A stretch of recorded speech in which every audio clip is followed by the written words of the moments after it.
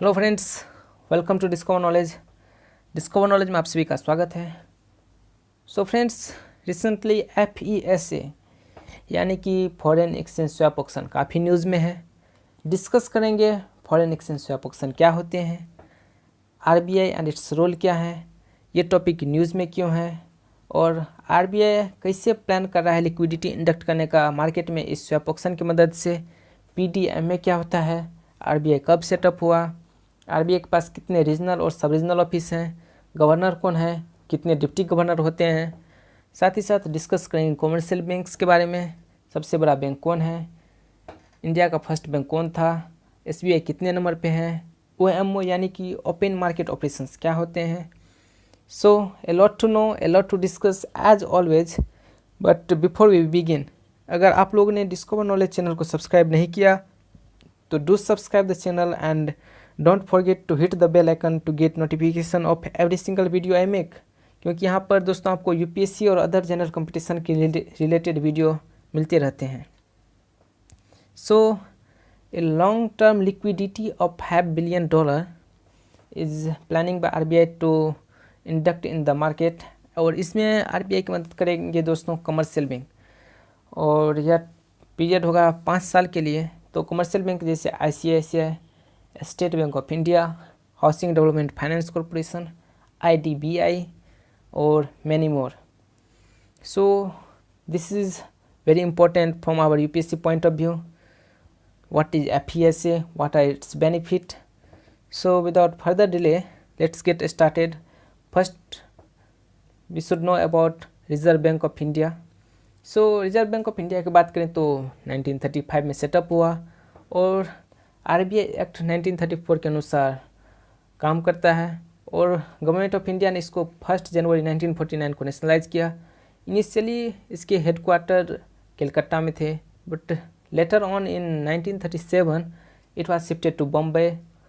RBI के पास 19 regional office हैं जैसे दिल्ली, कलकत्ता, और 9 सब रीजनल ऑफिस हैं।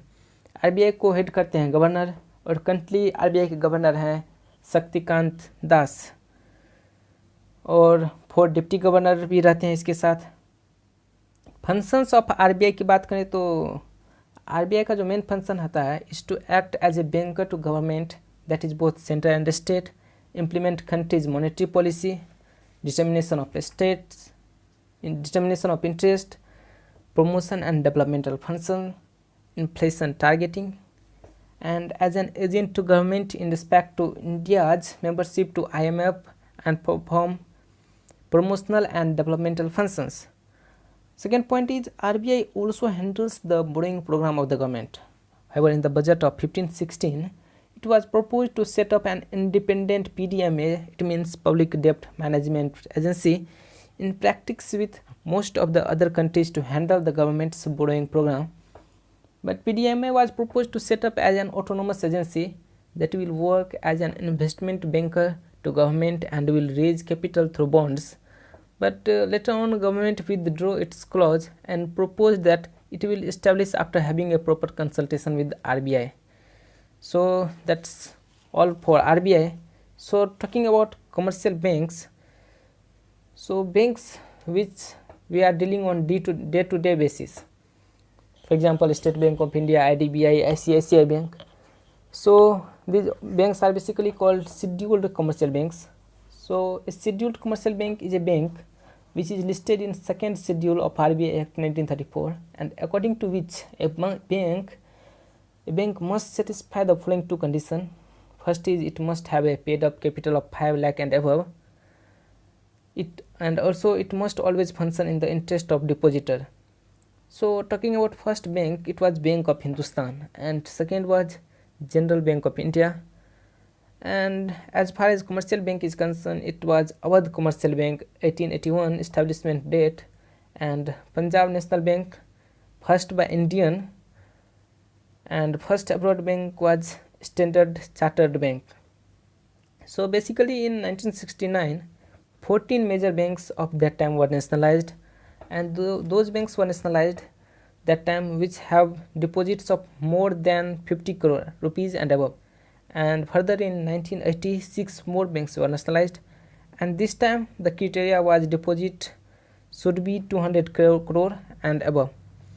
सो दुनिया की सबसे बड़ी बैंक की बात करें तो डिपॉजिट के मामले में यह है ICBC यानी कि इंडस्ट्रियल एंड कमर्शियल बैंक, और इसके डिपॉजिट हैं अराउंड 3.5 ट्रिलियन US डॉलर। उसके बाद चाइना कंस्ट्रक्शन बैंक आते हैं, इसके पास डिपॉजिट है 2.8 ट्रिलियन US डॉलर। उसके बाद Hong Kong and shehnai banking corporation 2.7 trillion. चौथा नंबर पे है एग्रीकल्चरल बैंक ऑफ चाइना, इसके पास डिपॉजिट है 2.5 ट्रिलियन US डॉलर का। SBI का रैंक है 66, but it is a major concern for our country that India being the 6th largest country in the terms of GDP and 3rd largest in terms of purchasing power parity, India's bank is not in the list of top 10 also. So India's top bank is SBI, ICICI, PNB and Bank of India. So basically this is the point which you need to remember about commercial banks. And what is OMO? OMO is different from swap auction. With OMO are the operations conducted by central bank of a country, and it is from time to time, so under which it keeps on buying government securities from the banks and financial institution, and also keep on selling to banks and financial institution. It generally sells government securities from the banks in the time of inflation, and it may generally buy the securities at the time of recession. So talking about foreign exchange swap auction, so first we need to discuss what is swap auction. So under swap auction, basically commercial bank would selling US dollar to Reserve Bank of India. We know the commercial bank is having huge amount of US dollar. So under swap auction, commercial bank also agree to RBI by same amount of US dollar, and at the end of swap period, suppose let's consider for example कि swap period 3 साल के हैं, तो in 2019 the commercial bank sells $100 to RBI, and in 2021 at the end of swap period the commercial banks would be agreed to buy same amount of dollar as pledged by them. So this is what swap auction means. And in swap auction only authorized dealer can deposit US dollar,